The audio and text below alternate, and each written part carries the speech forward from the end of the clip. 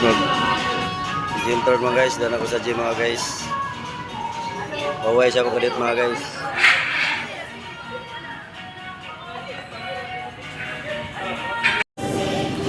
Mag-legs taron mga guys.